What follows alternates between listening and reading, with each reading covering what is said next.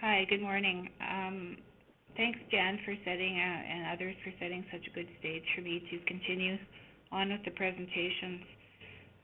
So the next slide, Bill, with the overview of the Northwest Territories, we are very similar to the Yukon in the sense that we're a large geographic region with small population. We have 33 communities in total and a population of about 43,000 people. One of the things we've noticed, just to maybe mention, and I don't know if it's specific to this time of these 2 years that we've been working on this, but we've noticed some recreation staff turnover, which has had a bit of an effect on our program. We partnered with the Northwest Territories Recreation Parks Association the first year, and then the second year we added the government, municipal, and community affairs. We have offered funding grants through the government through a separate funding source. And as you can see, we have about a third of our communities that have been involved, and some are larger and some are smaller communities throughout the territories. There's a little batch up in the far north there, and the rest are kind of in the east and west of the south. So in the first phase, we had a small number of communities sign up. We had 3. They did the self-rating forms that we're all using, and as you can see, there is a different rating scale for the 3 communities that participated the first year: Inuvik, Fort Good Hope, and Fort McPherson. So the forms that are used have 3 components: strategic planning, supportive environments, and communications and education, as PJ mentioned. And if we go to the next slide, Bill, you can see that a little bit more specifically, Inuvik has started to change their beverage vending machines in order to offer healthier choices. There is also the opportunity for the new RFP for the concession lease, which is helpful. They're working on signage and advertising, and they worked with a local dietitian to advertise local foods in the community.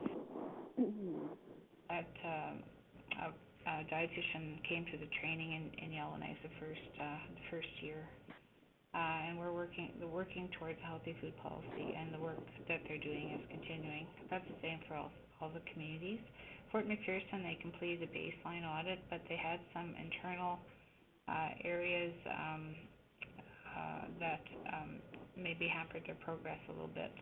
In Fort Good Hope, they're changing the snacks offered after programs. They don't have a concession. It's a small community. They're an elders exercise program that offers healthy snacks, and they signed up again for the next year of funding as well. Okay, so next slide. So this year we added MACA to our partnership group, and then so we've been talking to a number of the regional recreation leaders. We offered a second round of funding to communities, and those are small grants, $1,000. We had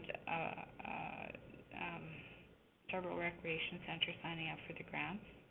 We did hold training for a small number of people who could attend, and we're planning on doing the training for the rest of the communities before fiscal year end, March 2014, and their baseline audits are due the end of March.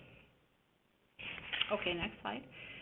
What worked well over the 2 years is, as other people have mentioned, forming partnerships have helped with coordination, and we hope sustainability.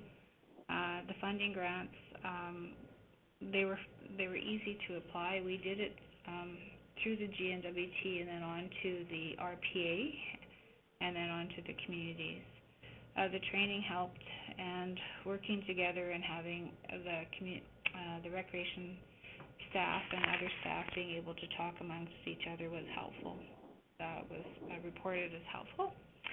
So next slide, Bill, for challenges. We've broken that down into our coordination challenges and then the communities. One of the things that we found is that, bringing people in for training or traveling to communities because of the distance and expense has been a bit of a challenge for us.